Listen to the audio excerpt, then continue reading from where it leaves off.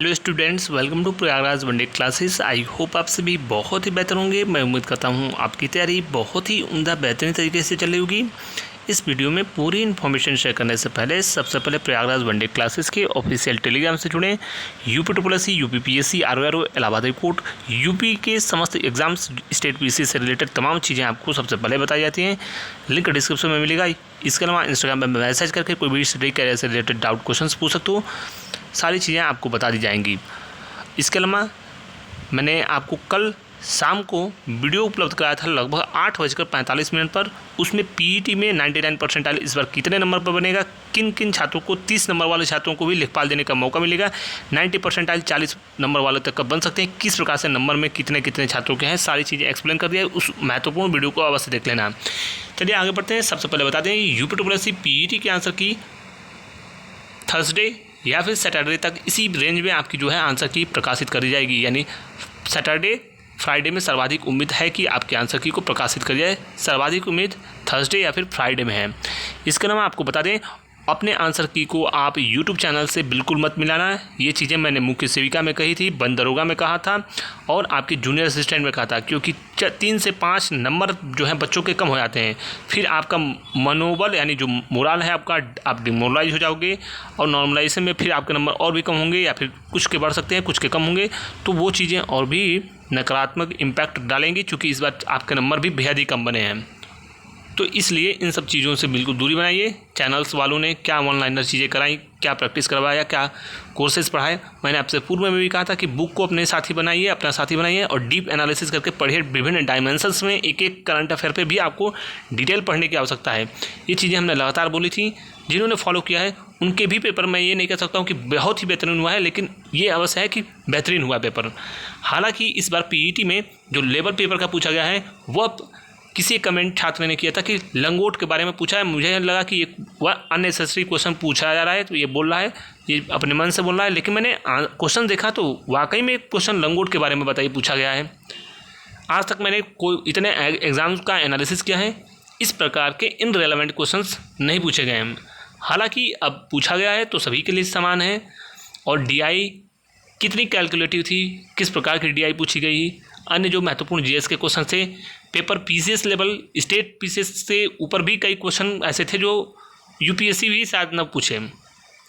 तो इस प्रकार से सबकी स्थिति वही है। पीसीएस मेंस देने वालों को मैं बता रहा हूँ, जो पीसीएस मेंस देते हैं उन छात्रों के नंबर 55, 60, 45 के आसपास हैं। कुछ ऐसे बच्चे हैं जो 84 पीईटी 2021 में स्कोर किए थे, 99 परसेंटाइल था। पीईटी 2022 में उनके स्कोर लगभग 78, 79 के आसपास थे। लेकिन इस बार उनके स्कोर 45, 40, 35 इस प्रकार के नंबर आ रहे हैं।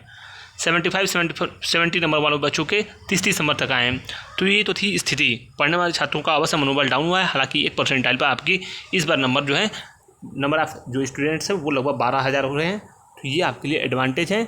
और परसेंटाइल सबका कम हुआ है, नंबर सबका कम होगा तो परसेंटाइल जाहिर सी बात है कम नंबर पर ज़्यादा परसेंटाइल बनेगा इस बार। तो जो मेरा मानना है, जो मैंने आपको कल बताया है, 57 से 60 के आसपास जिनके नंबर है, इसी रेंज में आपके 99 बनेंगे इस बार।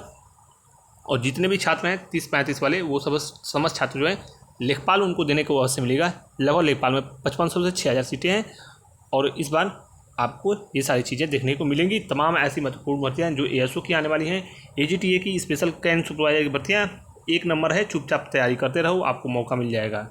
1 नंबर बिल्कुल सही मैं बोल रहा हूँ, 1 नंबर पर भी आपको मौका मिलेगा क्योंकि स्पेशल भर्तियाँ हैं। पीईटी 2023 परीक्षा परिणाम दिसंबर लास्ट जनवरी में मिड तक इसकी आने की उम्मीद है।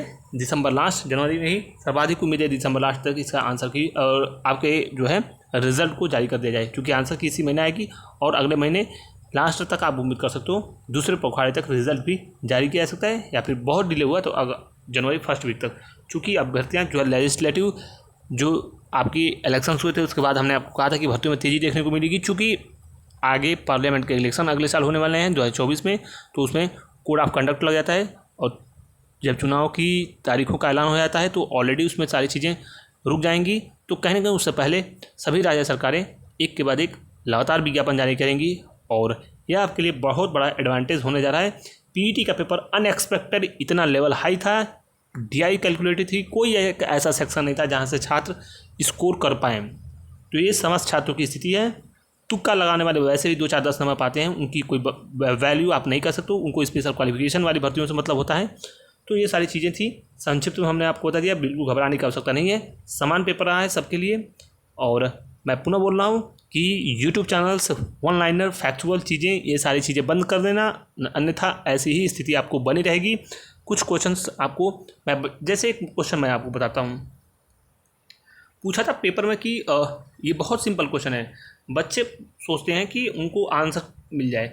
आप अगर डायग्राम भारत का देखोगे तो पूछा था कि भारत में सर्वाधिक वर्षा जो होती है वो जाड़े के मौसम में किस साइड से होती है। बच्चों जो होते हैं उनको कॉन्सेप्ट के अकॉर्डिंग चलना चाहिए। उत्तर पश्चिम मानसून से नहीं होती है, ये अपोजिट होती है। उत्तर पूर्व मानसून से वर्षाएँ होती हैं आपकी जाड़े के मौसम में, जो आम की फसलों के लिए सर्वाधिक उपयुक्त होता है। अंडमान निकोबार के बारे में पूछा गया है, किस रेंज में आता है अंडमान निकोबार। तो आप जब भारत का मैप देखोगे तो उसका न्यायाधिकरण जो अंडमान निकोबार है वो माननीय आपके कलकत्ता हाईकोर्ट के अंतर्गत आता है। तो इस प्रकार के जो कॉन्सेप्चुअल क्वेश्चन हैं, फैक्चुअल चीज़ें, आप ये फैक्चुअल हैं लेकिन इसको कॉन्सेप्ट से आप डायग्राम से रिलेट करके कर सकते हो। तो काफ़ी चीज़ें हैं, इस प्रकार के डाइवर्स चीज़ें आपको पढ़ने की आवश्यकता है। डीप एनालिसिस करके करंट अफेयर पढ़िए, किसी एक टॉपिक पर पूछ रहा है तो उसको क्या उसके डायमेंशंस विभिन्न हैं, उन पर भी आपको जो है ध्यान देने की आवश्यकता है। बाकी फर्जी चैनल्स जो हैं, कोर्स पेड, इस प्रकार की चीज़ों से बचिए। 10% चैनल्स जेन्युइन हैं, हालांकि उनकी भी इसमें पीईटी में कोई गलती नहीं है, पेपर ही सबके लिए समान रहा।